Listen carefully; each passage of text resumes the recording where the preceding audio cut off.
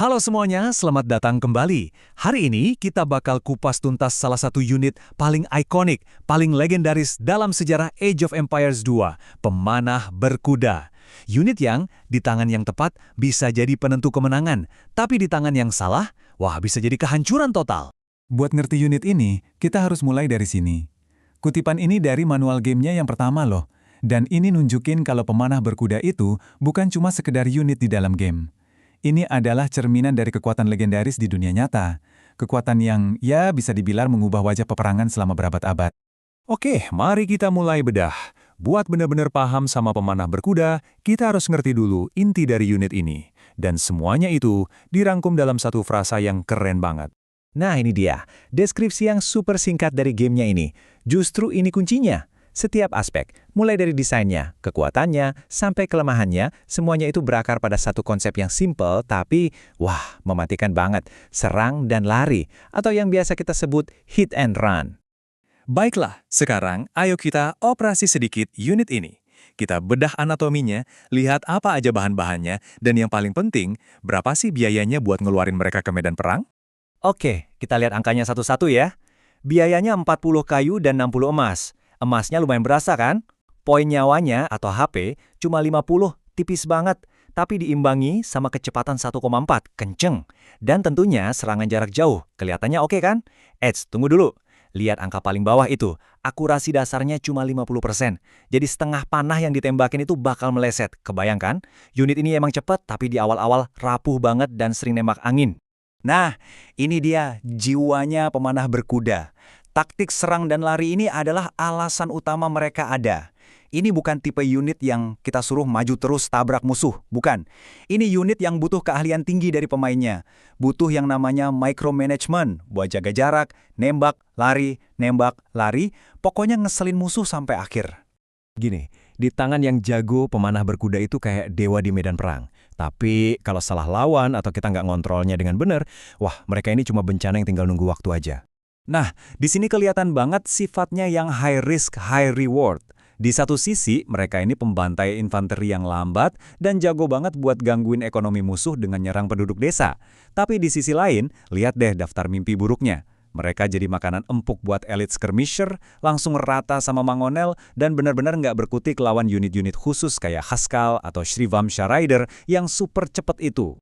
Jadi ini intinya, beda antara sukses besar sama gagal total itu cuma satu, kemampuan kita sebagai pemain. Kemampuan buat jaga jarak, pinter-pinter milih lawan, dan yang paling penting, terus bergerak. Karena buat pemanah berkuda, diam itu artinya mati. Sesimpel itu. Jadi gini, pemanah berkuda yang baru keluar dari archery range itu ibaratnya baru bibit doang, masih mentah. Yang bikin mereka jadi monster penentu kemenangan itu adalah upgrade-nya. Yuk kita lihat gimana proses transformasinya. Ini dia, resep rahasianya. Setiap langkah ini krusial banget karena fungsinya kayak nambal kelemahan unit ini. Bloodlines bikin mereka lebih tebel, nggak gampang mati. Husbandry bikin makin lincah. Tamring, nah ini dia, benerin akurasinya yang parah itu.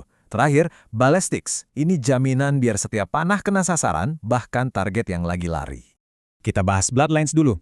Tambahan 20 HP ini kelihatannya kecil, tapi ini bedanya antara selamat dari satu panah nyasar atau langsung mati di tempat. Tanpa ini, pemanah berkuda kalian itu rapuh banget. Terlalu rapuh buat bisa efektif di pertempuran. Dan sekarang, upgrade paling penting dari semuanya. Tamring. Ini benar-benar game changer. Akurasi yang tadinya 50% jadi 100%. Plus, nembaknya jadi lebih cepat. Inilah momen di mana pemanah berkuda berubah dari cuma sekedar pengganggu jadi mesin pembunuh yang efisien banget. Tentunya, beberapa peradaban punya pemanah berkuda yang lebih spesial. Huns misalnya bikin mereka lebih murah. Punya Mongol nembaknya cepat banget. Tatars dapat upgrade penting gratis. Magyars punya jangkauan dan serangan lebih jauh. Dan punya Turks dapat tambahan HP yang gede banget. Tiap bonus ini bikin gaya mainnya jadi beda-beda dan unik. Pemanah berkuda yang kita kenal sekarang ini, percayalah, nggak lahir dalam semalam. Unit ini udah melalui berbagai macam penyesuaian dan balancing selama lebih dari 20 tahun sejarah game ini. Coba kita lihat perjalanannya. Di ekspansi The Conquerors, tambahan satu jangkauan itu mengubah segalanya. Dari unit sampingan jadi pilar strategi. Terus, harganya diturunin, biar lebih gampang dibuat. Bahkan baru-baru ini pun, developernya masih ngotak-atik, mulai dari animasi serangan sampai waktu latihnya. Ini bukti kalau unit ini tuh hidup, terus berevolusi bareng gamenya. Oke, kita sudah sampai di akhir pembahasan. Sekarang, mari kita simpulkan apa sih yang bikin unit ini begitu istimewa dan kenapa setelah puluhan tahun unit ini tetap jadi favorit para pemain.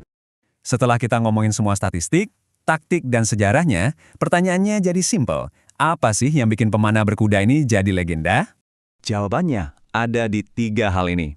Pertama, ini adalah fantasi sejarah yang jadi kenyataan. Kita bisa ngerasain gimana rasanya memimpin pasukan berkuda stepa yang legendaris. Kedua, unit ini punya kedalaman strategis yang luar biasa. Dan yang paling penting, unit ini ngasih kepuasan yang gak ada duanya buat pemain yang berhasil menguasainya. Mengendalikan sekelompok pemanah berkuda dengan sempurna itu adalah seni. Itu adalah salah satu puncak skill tertinggi di Age of Empires 2. Dan itulah warisan yang abadi.